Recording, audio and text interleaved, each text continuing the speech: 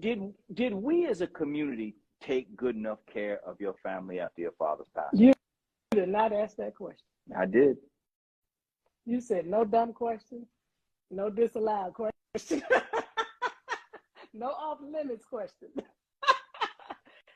Oh God, you're probably the first person that's ever asked that question. I've never been asked that question. I don't even know how to answer that question other than to say, I don't think so. I think we were kind of left to fend for ourselves. Too many people saw her as a threat, as a woman who was building, I think, one of the first, if not the first institution after an African-American leader. And they told her, you don't have any business building this. You need to stay home and raise your children. But she said, I have purpose. I have a calling. I have something to do. So she was able to rise above it. It hurt, but she was able to rise above it, still love people and do what she did. And we know at the end, she was very honored because of the number of presidents that even came to her service. That will never happen in our lifetime again, because it was from both sides of the aisle. And it was all of them except for Ford, because he was infirm. So she had to do what she did. The fortunate things, my granddaddy was still here, my father's father, so he was very supportive. She still had her parents, her father and mother. But we were kind of left as the kids.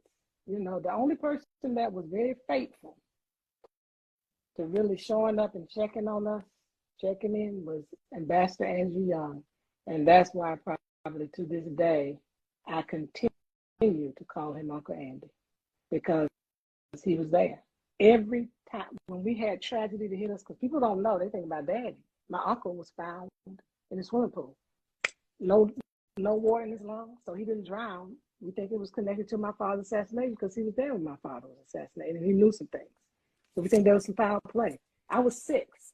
My grandmother was shot in church. This kind of stuff happens more today, but back then that was unheard of. I was 11. So every time, even though Granddaddy was there, Uncle Andy was also there. Then when I had some cousins pass, Uncle Andy was right there. He always was there. He would show up with significant stuff.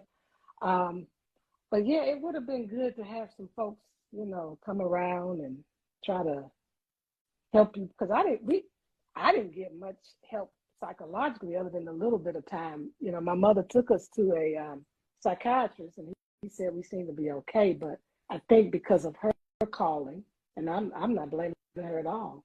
I think she did an incredible job of raising 4 children while helping to raise a nation, to keep it, you know, from, you know, imploding violently, because, you know, those riots were taking place, and keeping nonviolence before the nation, you know.